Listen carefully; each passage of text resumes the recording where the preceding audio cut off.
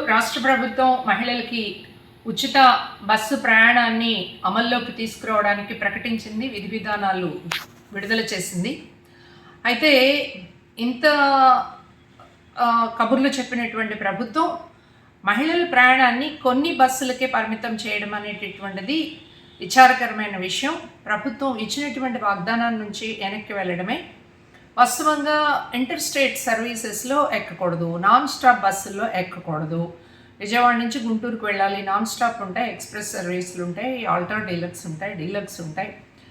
తెలంగాణ, తమిళనాడు ప్రభుత్వాలు ఉచిత బస్ ప్రయాణాన్ని, కర్ణాటక ఇట్లాంటి ప్రభుత్వాలన్నీ కూడా అమలు చేస్తున్నాయి. ఈ రాష్ట్రాల్లో ఎక్కడా కూడా ఇలాంటి రిస్ట్రిక్షన్స్ పెట్టలేదు. అలాగే కొన్ని బస్సుల్ని ప్రధానంగా మహిళల కోసం కేటాయిస్తున్నాము అని చెప్పడం జరిగింది. చాలా చోట్ల గ్రామాలకి ఇప్పటికే బస్ సదుపాయం లేదు. ఆర్టీసీ బస్ సర్వీసెస్ లేక ఆటోల మీద ఆధారపడాల్సినటువంటి పరిస్థితి ఉంది.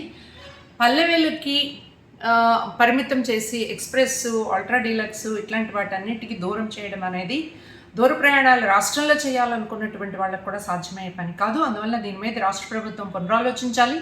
మహిళలకి వాస్తవంలో ఈ ప్రయాణం వసతి కల్పించగలిగినట్లయితే అది ఉపాధి మీద ప్రభావం చూపిస్తుంది, మహిళల యొక్క ఉత్పాదక శక్తి పెరుగుతుంది, అలాగే కుటుంబాల ఆలనా పాలన చూసుకునేటటువంటి దానిలో వెసులుబాటు వస్తుంది.